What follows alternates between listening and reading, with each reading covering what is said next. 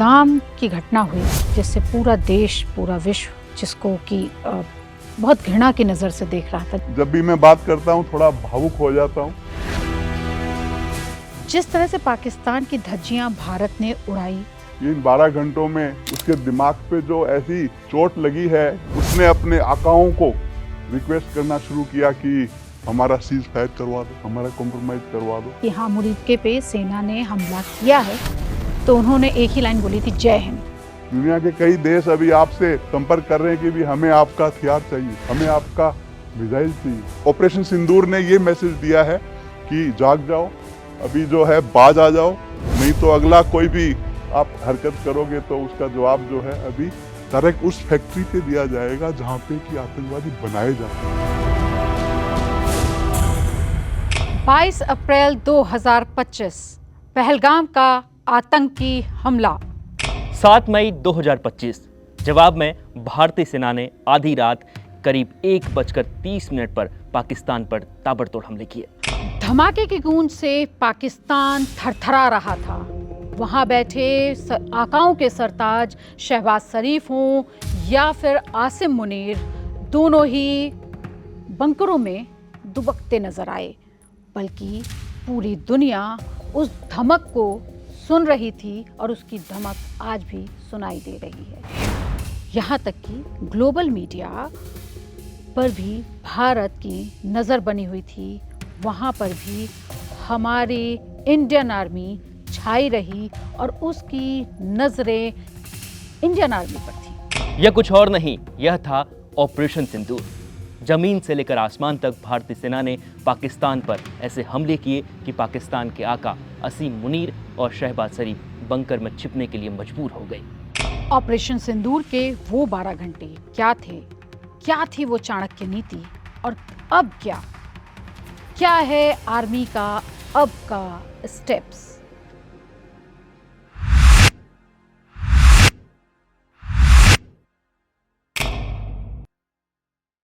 हमारे साथ हैं भारतीय सेना में मेजर जनरल रहे राजपाल पूनिया जी, जिन्होंने बहुत सारे ऑपरेशंस को अंजाम दिया, सफलता पाई।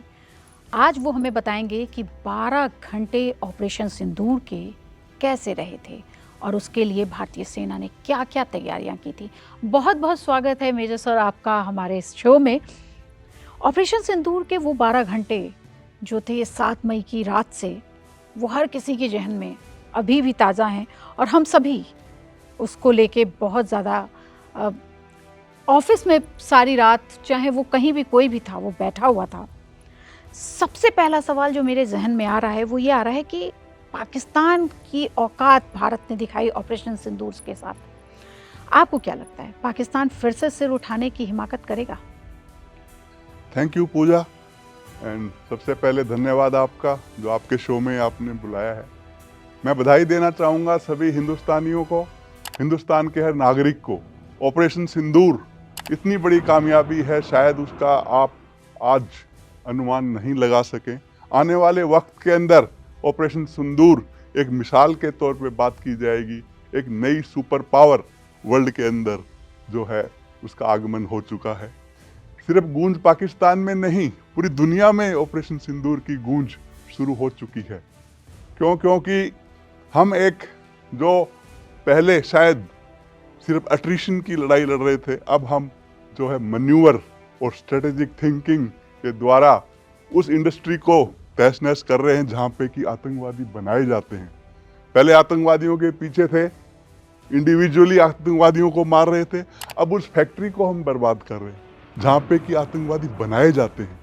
ये बहुत बड़ा स्टेप है और इसके अंदर हिंदुस्तान की मिलिट्री, जिसमें कि एयरफोर्स, जिसके अंदर की आर्मी और नेवी, इन्होंने मिल करके जो काम किया है।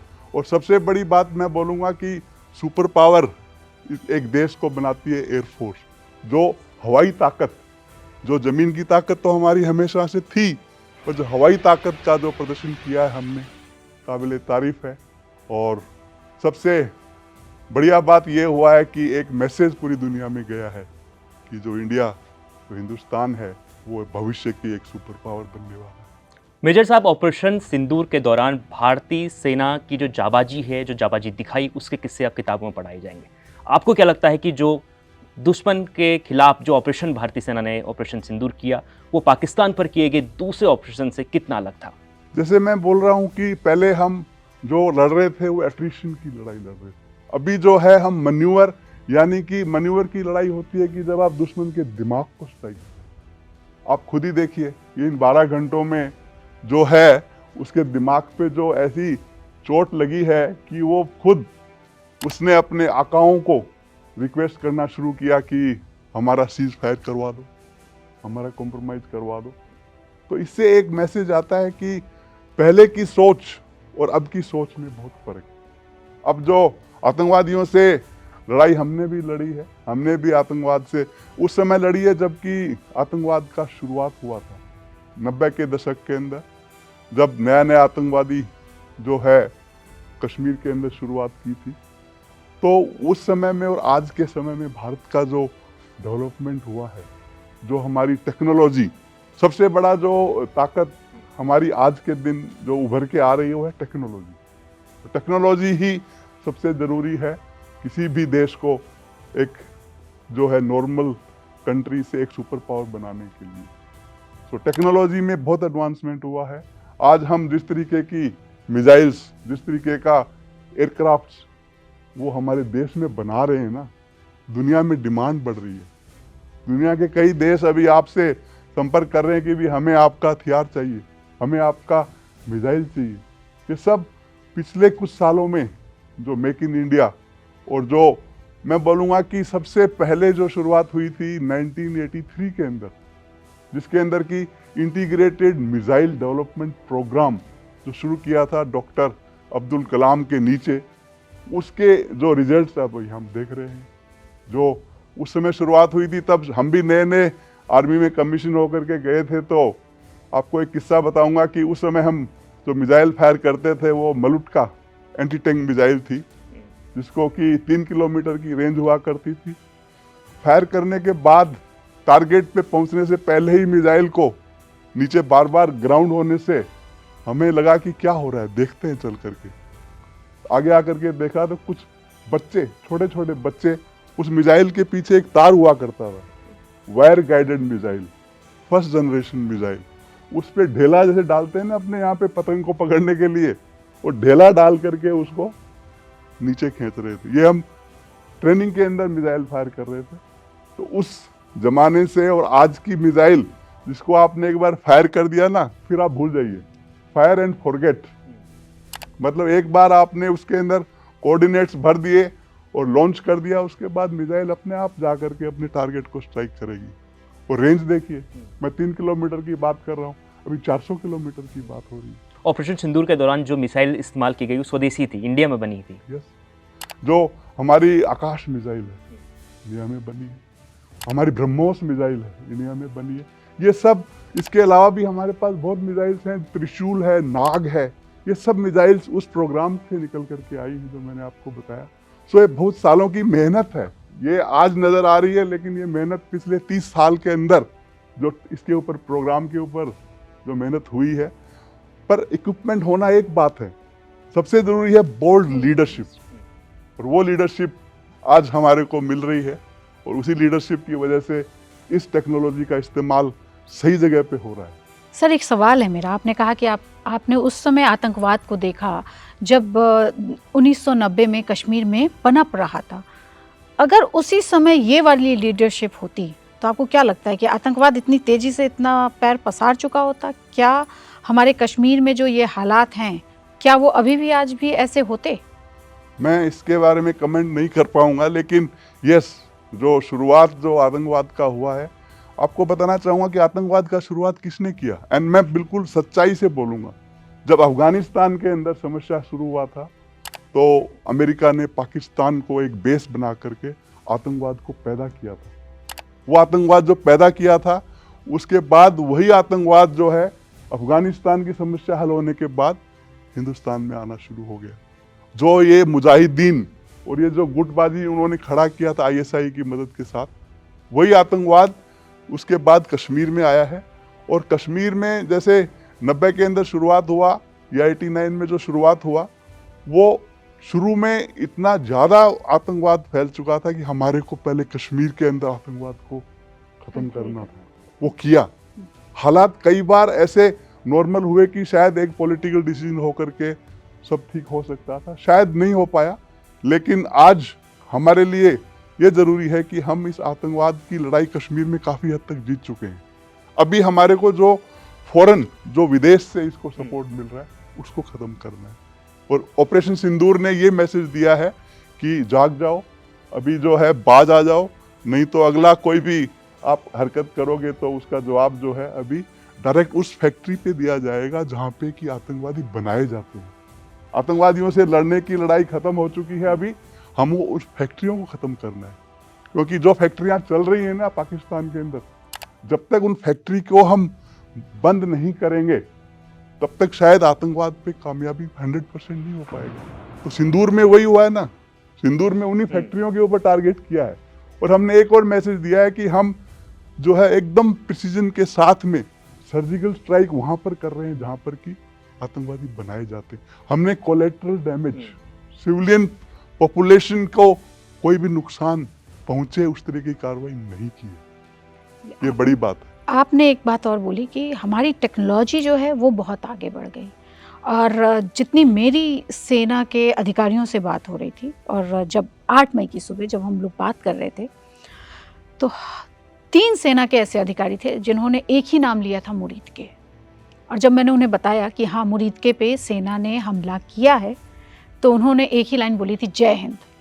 तो आप लोगों को अपने सर्वे में ये पता था कि मुरीद के इतना बड़ा केंद्र है एलईटी का, उसके बाद भी क्यों नहीं आज तक उस पर इतनी बड़ी कार्रवाई हो सकी? इतने दिन का इंतजार क्यों करना पड़ा? देखिए, ऐसा होता है कि आतंकवाद की लड़ाई के अंदर एक थ्रेशोल्ड लेवल होता है, और इससे पहले अभी पिछले कुछ इंसिडेंट्स के अंदर पाकिस्तान ने वो थ्रेशोल्ड लेवल को क्रॉस किया है। वो थ्रेशोल्ड लेवल या एक सीमा रेखा होती है, अगर आप उस सीमा रेखा को लांघ जाओगे ना तब इस तरीके की कार्रवाई होती है। अब उसके समझ में भी आ रहा है कि एक सीमा के अंदर तब तक आतंकवाद था, तब तक इस तरह की कार्रवाई नहीं हो रही थी, पर जब उसने सीमा को लांघ दिया है ना, तो उसके बाद हम थोड़ी ना रुकने वाले हैं। उसके बाद में हम जो कर रहे हैं ना, ये हर बार करेंगे, हर बार होगा, और उसको ये समझा दिया जाएगा कि अभी आतंकवाद को बंद कीजिए। आतंकवाद जो है वो आप अगर करेंगे तो इस तरीके की कार्रवाई आपके ऊपर होती रहेगी। वो इसको समझ में शायद आ गया है, हमारे हिसाब से नहीं आया तो फिर समझाएंगे। मेरे साहब, 4 दिनों में ही ऑपरेशन सिंदूर ने पाकिस्तान को घुटनों पर लाकर खड़ा कर दिया। सबसे अब बड़ा सवाल यह है कि भविष्य में कैसे याद किया जाएगा ऑपरेशन सिंदूर के दौरान भारतीय सेना की जाबाजी दिखी है उसे। भविष्य में इसको हिंदुस्तान को एक सुपर एयर पावर के नाम से जाना जाएगा। जो ऑपरेशन सिंदूर में, मैं एक खुद आर्मी का, एक मिलिट्री के अंदर आर्मी जो हमारी ऑर्गेनाइजेशन उसका हिस्सा हूँ, लेकिन मैं सलाम करता हूँ हमारी एयर पावर को, हमारी जो एयर फोर्स, हमारी जो एयर डिफेंस, इनका जो मेन रोल रहा है उसको याद किया जाएगा। और जैसे मैंने पहले बताया, हमारी जो लीडरशिप है जिसने इतना जल्दी ये फैसला लिया है, पूरे वर्ल्ड ओपिनियन की परवाह किए बगैर, या मैं बोलूँगा वर्ल्ड ओपिनियन को अपने हक में बना करके कि भाई हम जो है सिर्फ आतंकवाद की अड्डों को डिस्ट्रॉय कर रहे हैं, हम सिर्फ वही टारगेट कर रहे हैं जहाँ पे कि आतंकवादी ट्रेनिंग दिया जाता है, उसको तैयार किया जाता है। तो ये एक बहुत बड़ा, मैं बोलूँगा, कामयाबी का ऑपरेशन है, जिसको कि आज के दिन अगर मैं कहूँ तो सुपर पावर बनने की तैयारी शुरू हो चुकी है। ऑपरेशन सिंदूर के दौरान मेजर साहब एक चीज़ बहुत कॉमन थी कि पाकिस्तान ने जब भी भारत पर हवाई हमले करने की कोशिश की तो भारत के एयर डिफेंस सिस्टम ने उसे नष्ट कर दिया उनके मिसाइलों। लेकिन एलओसी पर लगातार उसने फायरिंग की, मोर्टार दागे, बम दागे, जिससे एलओसी पर नुकसान नज़र आ रहा था। वो एलओसी पर ज़्यादा एक्टिव था और उसकी पाकिस्तान की जो एयरफोर्स थी वो नाकाम हो चुकी थी। कैसे देखते हैं इसे? एलसी पे फायरिंग तो पहले भी हुआ करती थी। एलसी की जो फायरिंग है वो मेरे ख्याल से अभी भी इतना नहीं हुई जितना कि 90 के दशक में होती थी। वो एलसी की फायरिंग को मैं कोई बहुत बड़ा तवज्जो नहीं देता हूँ, पर जो उसने हमारे को ड्रोन से स्ट्राइक करने की कोशिश की, या ड्रोन से जो भी उसने लॉन्च किया उसको नाकामयाब किया हमने। हमारा जो एयर डिफेंस सिस्टम है, जैसे कि S-400 जो हमने इस्तेमाल किया है, S-4 का इंडिजिनियस जो है हमारे हिंदुस्तान में प्रोडक्शन बनाने के लिए अभी BEL भारत इलेक्ट्रॉनिक्स को ये शायद कॉन्ट्रैक्ट हो चुका है और वो S-400 के लेवल का हथियार हमारे देश में बनाने वाले हैं। S-400 हमने रशिया से लिया है, 400 किलोमीटर की रेंज है और ये इससे हमने टारगेट किए हैं उनके जितने भी उन्होंने मिसाइल्स लॉन्च किए हैं उनको भी हम नाकामयाब किया है इस S-400 के जरिए। तो ये एक टेक्नोलॉजी और दूसरा हमारी जो आकाश मिसाइल है जो हमने खुद हिंदुस्तान में बनाई है जिसने कि उनके जितने भी ड्रोन्स हैं उनको स्ट्राइक किया है। तो एक बहुत बड़ी ये कामयाबी हमारी देश की टेक्नोलॉजी के ऊपर जो एक संदेश है वो दुनिया में गया है ऑपरेशन सिंदूर से। पुनिया जी, मुझे ये जानना है कि पहलगाम की घटना हुई जिससे पूरा देश, पूरा विश्व जिसको कि बहुत घृणा की नज़र से देख रहा था, जिसने जहाँ से पाकिस्तान के से जो ये प्रचारित था और वहाँ से हैंडल किया गया, 15 दिन की तैयारी थी इंडियन आर्मी की। PM खुद अपने यात्रा को कट शॉर्ट करके चले आते हैं। ऑपरेशन सिंदूर की जो 15 दिन की जो तैयारी की गई उसके बाद वो 12 घंटे वो किस तरह से रन किए गए होंगे और क्या क्या अहम फैसले उस समय लिए गए जो वो नज़ीर बन के सामने आए, उसके बारे में हमें थोड़ा बताएं। देखिए मिलिट्री हमेशा तैयार रहती है। तैयारी शायद 15 दिन में आपको नज़र आ रही है लेकिन हम हर समय हर वक्त इस तरीके की कोई भी इंसिडेंट या कोई भी देश पे हमला हो जाए उसके लिए तैयार रहते हैं। हमारी ट्रेनिंग जो है वो 24/7 है, वो बिना रुके चलती रहती है। और रही बात फैसलों की, ये इस समय इस हालात के अंदर कई ऑप्शन थे शायद हमारे सामने और जो भी ऑप्शन लिया गया है वो बहुत अच्छे तरीके से लिया गया है। इसके अलावा भी ऑपरेशन सिंदूर के अलावा जो फैसले हुए हैं पानी बंद करने का, इसके अलावा जो एक वर्ल्ड ओपिनियन बनाने का कि पाकिस्तान एक टेररिस्ट स्टेट है, जो काफ़ी कामयाबी हमारे को मिली। अभी भी हम जैसे डेलीगेशंस भेज रहे हैं पूरे वर्ल्ड के अंदर, जो मेंबर ऑफ पार्लियामेंट जा रहे हैं ये बताने के लिए कि ऑपरेशन सिंदूर जो हिंदुस्तान का ऑपरेशन हुआ है उसका क्या वजह है, वो पूरी दुनिया को समझ में आना चाहिए और क्या हमने हासिल किया है।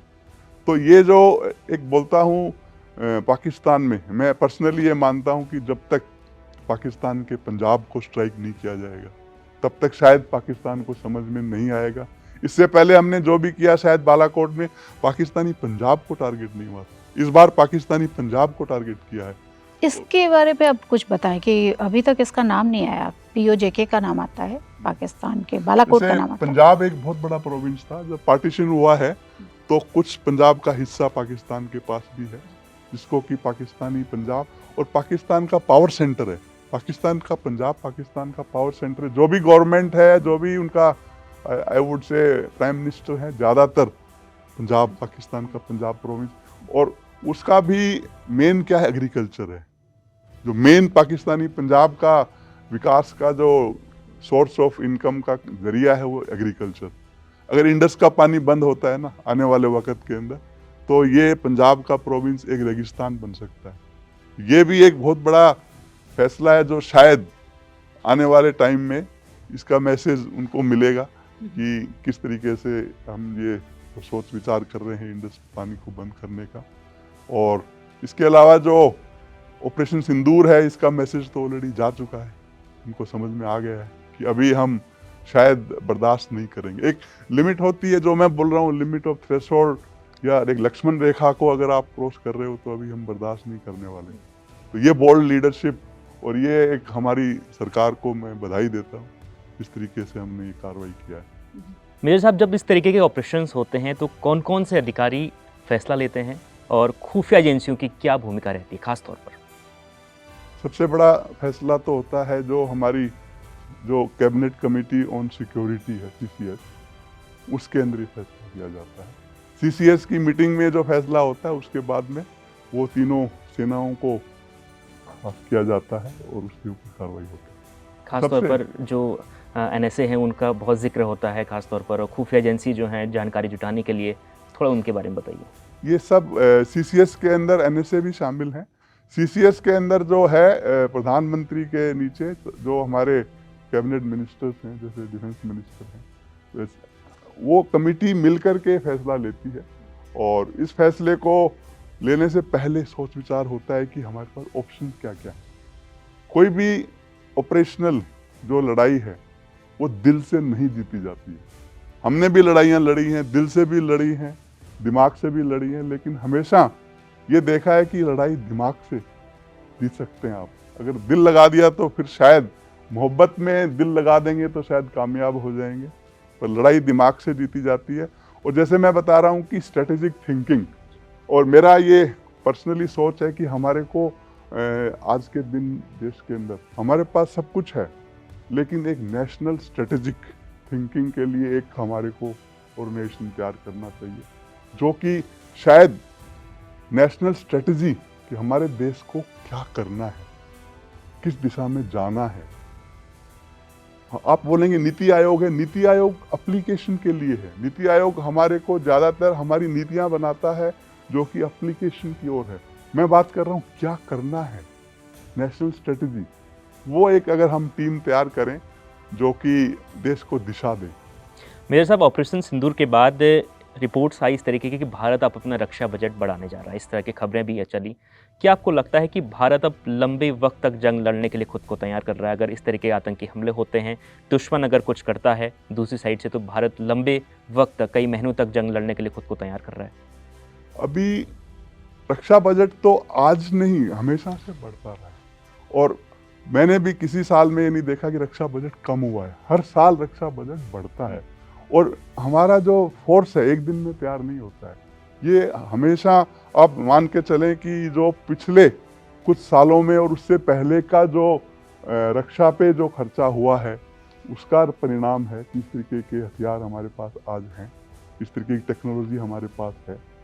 तो ये बहुत ज़रूरी है, और लंबे समय की जंग अभी आगे नहीं होने वाली। आगे वाली जो लड़ाई है वो एक हवाई लड़ाई होने वाली।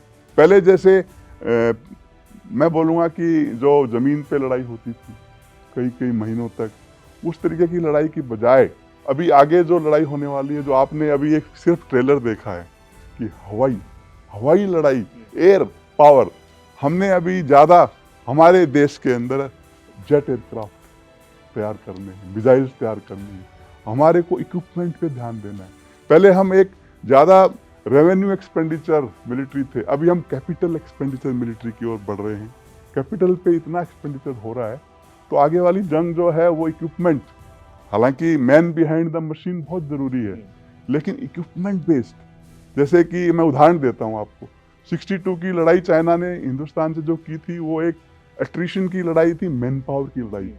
हमले में चाइना की एक वेव के पीछे दूसरी, तीसरी, चौथी, इतनी ज़्यादा मैन पावर इंटेंसिव लड़ाई थी। उसके बाद चाइना ने मैन पावर की ध्यान देने की बजाय इक्विपमेंट पे ध्यान दिया। आज वो एक बड़ी ताकत खड़ा हो गया। हमने भी शुरू किया है, हमारा भी अभी ध्यान एक man power centric, army, air force, navy की बजाय इक्विपमेंट जिसके अंदर की टेक्नोलॉजी शामिल है। हमारे पास ऐसे हथियार हैं, और आने वाले टाइम में और इससे भी अच्छे हथियार हम बनाने वाले हैं। और सबसे बढ़िया चीज़ है कि हिंदुस्तान में बनाने वाले हैं। पहले हम निर्भर रहते थे विदेश के ऊपर, अभी हम खुद अपने हथियार तैयार कर रहे हैं, और वही एक सुपर पावर होता है जिसके पास की, आपने देखा इसके अंदर जो अमेरिका ने जो दिखाया था, इराक, अमेरिका ने जो दिखाया था, कुवैत, किस तरीके से एयर पावर, उनकी ग्राउंड फोर्स तो बाद में महज एक जो है, मैं बोलूँगा कि ऑपरेशन के लिए गई है, लेकिन उससे पहले उन्होंने एयर स्ट्राइक करके सब कुछ बर्बाद कर दिया। तो एक सुपर पावर के पास एयर पावर सबसे ज़रूरी है, एयर पावर और एयर डिफेंस। इस लड़ाई में आपने क्या देखा सिंदूर में? बेसिकली एयर पावर और एयर डिफेंस, कि आपकी एयर पावर स्ट्राइक करे, उसकी एयर पावर को आप डिफेंड करने के लिए अपनी एयर डिफेंस को इस तरीके से लगाओ। और हमारी दोनों ताकतों ने दुनिया को हैरान करके रख तो यही अभी होने वाला है, और इसी तरफ ध्यान दिया जा रहा है कि हमारी जो भविष्य की जो फोर्स है वो एक इक्विपमेंट और हथियारों के ऊपर बेस्ड हो, जिसके अंदर की हमारी मजबूती साफ नज़र आ जाए। अच्छा, एक सवाल जो बहुत ज़्यादा पूछा जा रहा है कि पाकिस्तान ने हमारे ऊपर 26 जगहों पे ड्रोन से हमला किया, मिसाइल्स दागी। हमारे आकाश S-400 ने उनको जवाबी कार्रवाई, और हमारे यहाँ माल जाल की जो भी बहुत ज़्यादा परेशानियां नहीं आई या फिर हमें बहुत ज़्यादा चीज़ों का खमियाजा नहीं भुगतना पड़ा, हमने सबको वहीं पे ख़त्म कर दिया। जिस तरह से पाकिस्तान की धज्जियां भारत ने उड़ाई, हमारे ड्रोन, ब्रह्मोस, स्कैल्प मिसाइल जिसकी गूंज अब सिर्फ पाकिस्तान को नहीं, चीन और अमेरिका को भी उसमें धमक दिखाई दे रही है। वो अब महसूस कर रहे हैं कि हमारी मिसाइल और एयर डिफेंस सिस्टम जो है वो किस तरह से सुपर पावर बनने की तरफ भारत बढ़ रहा है। उसके बारे में थोड़ा ये बताइए कि हम कैसे अब 4th पोजीशन पे है भारत, एयर किसी भी अपनी मिलिट्री ताकत की बात करें तो अब वो कैसे नंबर 1 की तरफ या 2 की तरफ बढ़ रहा है। देखिए, मैं बोलूँगा कि जो मिसाइल्स हमने बनाई है ना, ब्रह्मोस, अभी ब्रह्मोस के लिए दुनिया भर से जो है अभी ऑर्डर आने शुरू हो चुके हैं कि हमें ब्रह्मोस मिसाइल खरीदना है हिंदुस्तान का, क्योंकि ब्रह्मोस को पहली बार इस्तेमाल किया गया, टेस्ट फायरिंग हुआ है, ऑपरेशन में पहली बार ब्रह्मोस मिसाइल को इस्तेमाल किया है और वो भी एयरक्राफ्ट से फायर किया है। जो आप खुद सोच सकते हैं कि जो ब्रह्मोस मिसाइल जिसका की रेंज जो पूरे पाकिस्तान को कवर करता है, और उसी तरीके से जो बाकी टेक्नोलॉजी है हमारी जो एयर डिफेंस के अंदर है, एयरक्राफ्ट अभी हम बनाने शुरू कर दिए हैं। जैसे कि हमारा हिंदुस्तान एरोनॉटिक्स लिमिटेड है जो कि राफेल खुद अभी बनाने के लिए तैयार हैं एकदम। उसी प्रकार से हमारे जो जितने भी भविष्य में जो इवन नेवी के जो एयरक्राफ्ट कैरियर हैं, जो सबमरीन्स हैं, जो हमारे मिसाइल्स तो पहले ही हम बना रहे हैं, इस तरीके से कि हम हर जो हथियार लड़ाई में इस्तेमाल हो सकता है, और शायद हमारी टेक्नोलॉजी बाकी देशों से भी सुपीरियर होने वाली है आने वाले वक्त में। तो सुपर पावर बनने के लिए शुरुआत हो चुकी है। दुनिया को पूरा इसकी गूंज ऑपरेशन सिंदूर ने दिखा दी है कि this is the time now, India has arrived. अभी हिंदुस्तान का वक्त शुरू हो चुका है और ये मैसेज जो है बहुत बड़ा ऑपरेशन सिंदूर ने दुनिया को दिखा दिया है, भारत की ताकत। मेरे साथ आपने इंडियन नेवी की बात की, तो ऑपरेशन सिंदूर के दौरान इंडियन नेवी की बहुत चर्चा हुई। लगातार लोग कह रहे थे कि इंडियन नेवी की ताकत इतनी है कि अगर उसने हमला करना शुरू कर दिया पाकिस्तान पर तो पाकिस्तान बचने वाला नहीं है। थोड़ा सा इंडियन नेवी के बारे में हमारे दर्शकों को बताइए। देखिए, इंडियन नेवी जो हमारी बहुत बड़ी, आप कोस्ट लाइन देखिए पहले तो, जितना कोस्ट लाइन इंडिया के पास है शायद ही किसी और विश्व में 1 या 2 देश के पास है उतना कोस्ट लाइन हमारे पास है। पाकिस्तान के पास बहुत कम कोस्ट लाइन है। अगर हमारी नेवी अगर ब्लॉकेज कर दे कराची पोर्ट को, तो दुनिया की कोई ताकत कराची को सप्लाई नहीं कर सकती। इसके अलावा जो हमारे एयरक्राफ्ट कैरियर्स, जो हमारे सबमरीन्स हैं, तो अगर ये लड़ाई आगे बढ़ती, सब तैयार थे। हालांकि वो नौबत नहीं आई और शायद उससे पहले ही सीज फायर हो गया, लेकिन हमारी नेवी तो मैं बोलूँगा कि ऑलरेडी जो है एक सुपर पावर बन चुकी है। विश्व की कोई भी वर्ल्ड की नेवी हमारे नेवी के मुकाबले में खड़ी शायद मैं आज भी बोलता हूँ नहीं हो पाएगी। तो ऐसी हमारी जो नेवी के अंदर ताकत टेक्नोलॉजी की और जो हमारे पास कैरियर्स हैं वो शायद 1-2 देश के पास ही हों, हमारे से ज़्यादा, उससे ज़्यादा और किसी कंट्री के पास नहीं है, क्योंकि we have a very big naval force. तो ये ब्लू वाटर नेवी है जो कि शायद अगर मौका मिलता तो ये बताते कि हमारे पास क्या ताकत है। लेकिन पुनिया सर, दुश्मन को कभी कमज़ोर नहीं समझना चाहिए और पाकिस्तान बार बार अपनी ताकत भी धीरे से ही सही लेकिन दिखाता है, और जिस तरह से वो हमला करने की कोशिश कर रहा था, ठीक है हम तैयार थे या हमें पता है कि हमारा दुश्मन देश कैसा है, चुपके से आता है, तो हमारी सेना तैयार थी। हमारे आप जैसे जाबाज अधिकारी हमारी सेना में हैं जिसने हमेशा जो सतर्क रहते हैं। पाकिस्तान एक धमकी बार बार देता है न्यूक्लियर पावर से लैस होने की, हमने वहाँ तक भी प्रहार कर दिया है। क्या आपको लगता है कि पाकिस्तान चुप बैठेगा और उसके पास भी ऐसे ड्रोन और मिसाइल्स हैं, उसको हम कैसे जवाब देंगे? अभी शायद आप ठीक कह रहे हैं, पाकिस्तान को भी अभी सोच विचार करना पड़ेगा और उसको भी अपना टेक्नोलॉजी जो शायद आज के दिन हमारे मुकाबले में नहीं है उस पर ध्यान देगा वो, लेकिन हम बहुत आगे निकल चुके। कारण ये सिर्फ ये है कि हमारे पास जो इंडिजिनस हम अपना प्रोडक्शन कर रहे हैं, जो कि शायद बहुत बड़ी ताकत है, वो अभी भी बाहर से सप्लाई ले रहा है। जो भी उसको हथियार और जो भी मिसाइल्स वगैरह एयरक्राफ्ट जो भी ले रहे हैं वो बाहर से ले रहे हैं। और इकोनॉमी की हालत आपको मालूम है पाकिस्तान की, अफोर्ड नहीं कर सकते आप अगर डिपेंडेंट हो विदेश की ताकत के ऊपर तो आप कितना खरीद सकते हो, कॉस्ट। तो हमारे पास जो इंडिजिनस शुरू हो चुका है प्रोडक्शन, उसके मुकाबले में वो खड़ा नहीं हो सकता है। उसको अभी और शायद 10-20 साल लगेंगे खुद अपने इंडिजिनस प्रोडक्शन के लिए। तो इसलिए ये जो एक गैप बन गया है ना इंडिया पाकिस्तान का टेक्नोलॉजी का, वो भरना बहुत मुश्किल होगा, इतना आसान नहीं होगा। और उसके पास शायद इतने पैसे नहीं हैं कि आज के दिन वो इस तरीके के हथियार इतनी तादाद में खरीद सके। और हमने सही टाइम के ऊपर मेक इन इंडिया और इंडिजिनस प्रोडक्शन शुरू कर दिया है, और शायद आने वाले वक्त में हमें जरूरत नहीं पड़ेगी, हम एक्सपोर्ट करेंगे, हथियार बनाएंगे और हम उसको, हमारी जैसे इकोनॉमी आज के दिन बाकी इंडस्ट्रीज पे निर्भर है, हमारी इकोनॉमी में सबसे बड़ी इंडस्ट्री होगी डिफेंस, जहाँ पे आप डिफेंस प्रोडक्शन करके वर्ल्ड को सप्लाई करेंगे। जैसे मैंने आपको बोला, ब्रह्मोस के लिए बहुत ज़्यादा कंट्रीज खरीदना चाह रहे हैं, प्रोडक्शन ब्रह्मोस का हमारे इंडिया में हो रहा है, नाग मिसाइल का हमारे हो रहा है, हमारे यहाँ पे आकाश मिसाइल का प्रोडक्शन हो रहा है। अभी आकाश का नया वर्जन जिसकी रेंज बढ़ रही है वो भी तैयार हो रहा है, जिससे कि ऑलमोस्ट इसकी अभी जो रेंज है उससे करीब मेरे ख्याल से 1.5 गुना रेंज बढ़ जाएगी। तो इस तरीके से ये एक गैप है जो कि शायद इतना आसानी से पाकिस्तान भर नहीं पाएगा, जो कि हम इतना आगे निकल चुके हैं। मेजर साहब, ऑपरेशन सिंदूर के साथ साथ एक और ऑपरेशन काफ़ी चर्चा में आया, उसका नाम है ऑपरेशन खुखरी। आप उस ऑपरेशन का हिस्सा रहे, आपने उसे लीड किया, उस पर आपने किताब भी लिखी है। उस ऑपरेशन के बारे में कुछ ऐसे किस्से बताइए जो दर्शकों को लगे कि भारतीय सेना की जाबाजी जो थी वो आज से ही बल्कि वो कई वर्षों और कई दशकों से ही वो बहुत आगे थी। देखिए, ऑपरेशन खुखरी जब भी मैं बात करता हूँ थोड़ा भावुक हो जाता हूँ, क्योंकि मैं कंपनी कमांडर था उस समय और शांति सेना में हम गए थे। उस शांति सेना में दुनिया की और बहुत से देशों की आर्मी आई हुई थी, सिर्फ हिंदुस्तान की नहीं थी। तो मैं बोलता हूँ हमेशा कि जहाँ पे 10-15 कंट्रीज की आर्मी थी वहाँ पे हिंदुस्तान को गोल्ड मेडल मिला था। 1999-2000 की बात कर रहा हूँ मैं। उस समय शायद मीडिया इतना ज़्यादा रीच नहीं थी कि आप लोग सिरा लियोन अफ्रीका में पहुँच सकें, क्योंकि वो ज़माना अलग ज़माना था।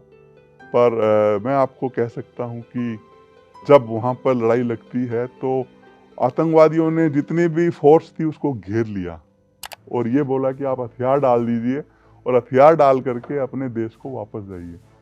तो बाकी दुनिया की जितनी भी ताकत थी ना, सबने हथियार डाले वहाँ पे, हर देश ने हथियार डाले। सिर्फ हिंदुस्तान का सिपाही वहाँ पे खड़ा रहता है और ये बोल करके खड़ा रहता है कि मेरे लिए मेरा हथियार मेरा भगवान है, मैं इसकी पूजा करता हूँ, मैं आपके कदमों में अपना भगवान को नहीं डाल सकता हूँ।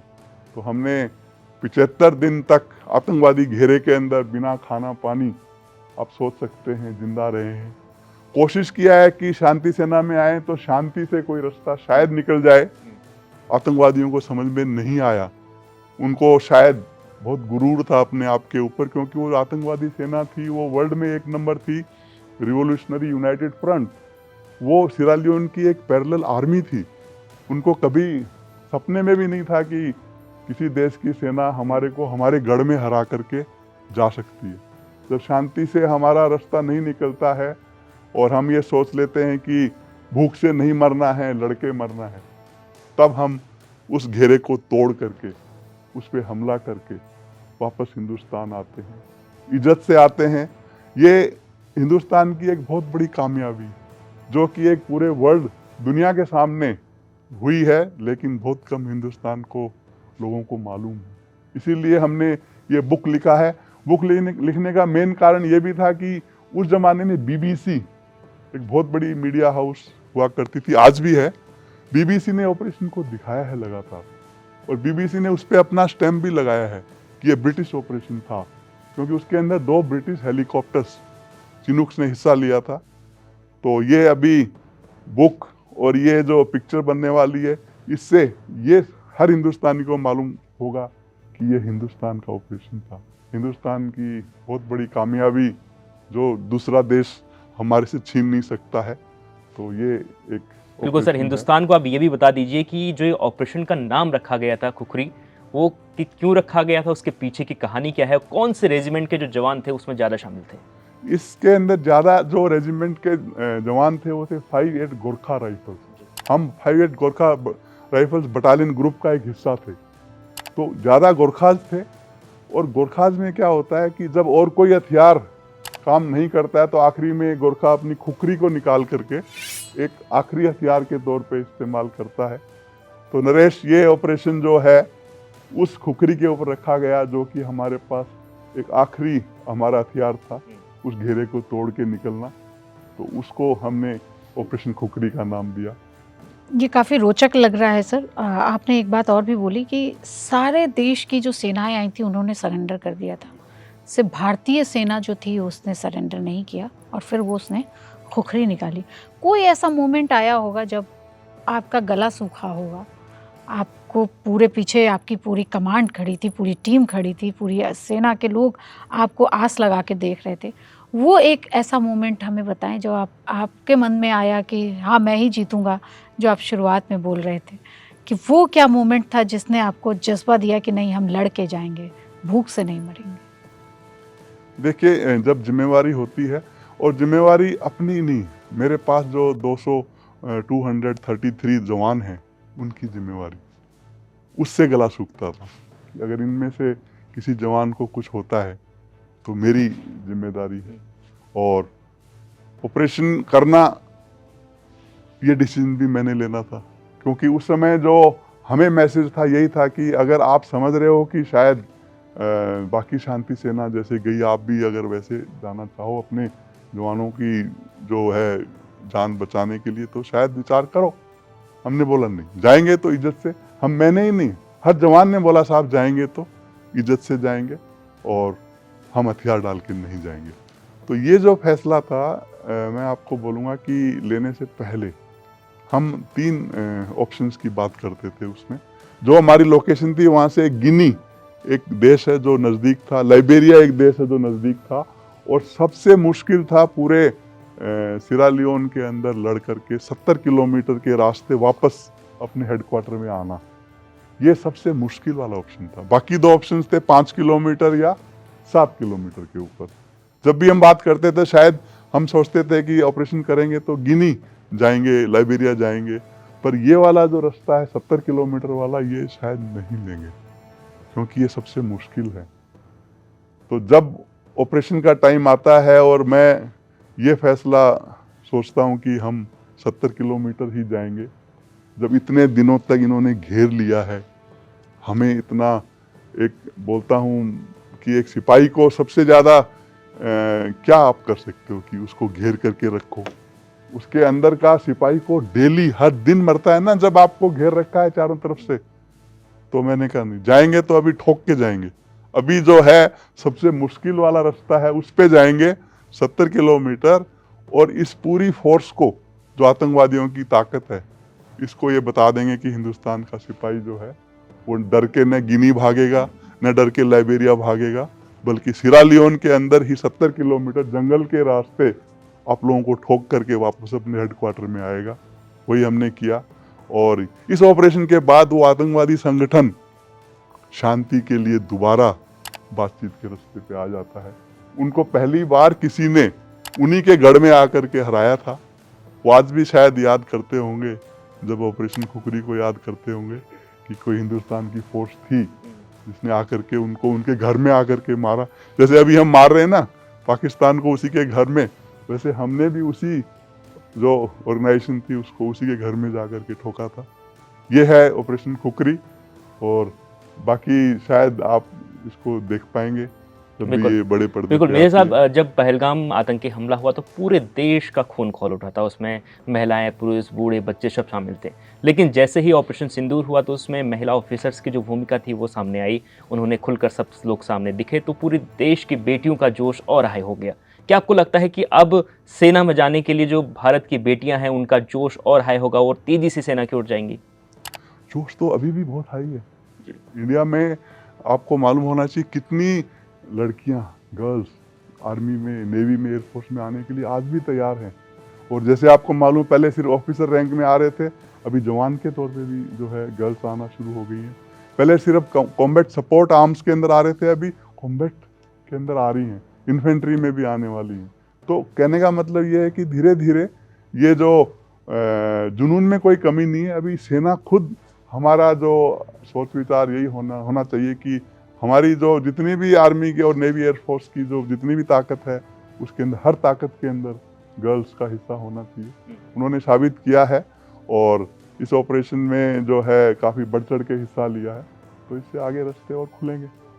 और क्या कहें कि जैसी खबरें आई और जैसा हम लोगों को हमारे सोर्सेज ने बताया कि ड्रोन का जो ऑपरेशन था उसमें महिलाओं की बड़ी भूमिका थी। जो रात में जब ड्रोन को हम लोग मिसाइल्स जो दागे जा रहे थे, उसका जो टारगेट ऑपरेशन था, उसमें महिला अधिकारियों ने बड़ी भूमिका निभाई।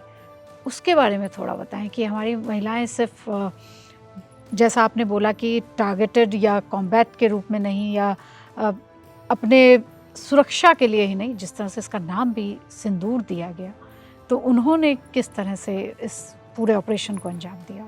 पहले तो ऑपरेशन का नाम बड़ा अच्छा जो है, ऑपरेशन सिंदूर, क्योंकि जो हमारा वहाँ पे इन्होंने किया है टूरिस्ट के साथ में, उसका बदला इससे बढ़िया शायद नाम ऑपरेशन का हो नहीं सकता था, ऑपरेशन सिंदूर। और जहाँ तक बात है इसमें ऑपरेशन सिंदूर में गर्ल्स का जो हिस्सा है, एयर डिफेंस आर्टिलरी के अंदर ऑफिसर्स में ऑलरेडी गर्ल्स काफ़ी हैं, जो इसके अंदर आप बोल रहे हैं ड्रोन्स को जो स्ट्राइक कर रहे थे, उसमें ज़्यादातर अभी भी हमारे पास में लेडी ऑफिसर्स काफ़ी हैं। अभी बाकी जो कॉम्बैट में आने वाले समय में आने वाली हैं, पर एडी में हैं, तभी जो आप बोल रहे हैं ड्रोन्स को स्ट्राइक करने वाली ज़्यादातर लेडी ऑफिसर्स थी। बिल्कुल ठीक बोल रहे हैं, क्योंकि अभी आज के दिन काफ़ी ऑफिसर्स हैं जो air defence army air defence के अंदर हैं। और रही बात पार्टिसिपेशन की, तो बहुत अच्छा कंट्रीब्यूशन किया है लेडी ऑफिसर्स ने। और कुछ अभी हमारे पास जो जवान में जो आई हैं रैंक्स के अंदर गर्ल्स, उनका मोटिवेशन मैं आपको बता सकता हूँ, बहुत ही ऊंचे दर्जे का है। तो कोई फ़र्क नहीं है। आने वाले टाइम पे आप खुद देखेंगे कि जो है लेडी और मेन और गर्ल्स कोई फ़र्क नहीं है, सब एक है। कोई इसमें भेदभाव हमें तो नज़र नहीं आता है। अब आर्मी में कोई भेदभाव नज़र नहीं आता है। अब इसे किस्से कहें या फिर कहानी, लेकिन भारतीय सेना की ये किरदार इतिहास के पन्नों में दर्ज हो चुका है। और दर्ज हो चुकी है 7 मई से 10 मई तक की वो रातें, जिसे भारत पाकिस्तान ही नहीं बल्कि पूरी दुनिया हमेशा याद रखेगी। तो बहुत बहुत शुक्रिया साहब, आप हमारे बीच में आए और आपने हमारे दर्शकों को बताया कि किस तरीके से ऑपरेशन सिंदूर ने पाकिस्तान के छक्के छुड़ाए, और आपने ऑपरेशन खुकरी के बारे में जो जानकारियां दी हैं, जो बताया है अनसुने किस्से, उससे भी हमारे देश के लोगों का और जवानों का जोश ज़रूर हाई होगा। बहुत बहुत शुक्रिया आपका। Thank you Naresh, thank you Pooja, thank you very much. God bless you. जय हिंद। बस एक बात, न सर झुका है कभी, न झुकाएंगे कभी। जय हिंद।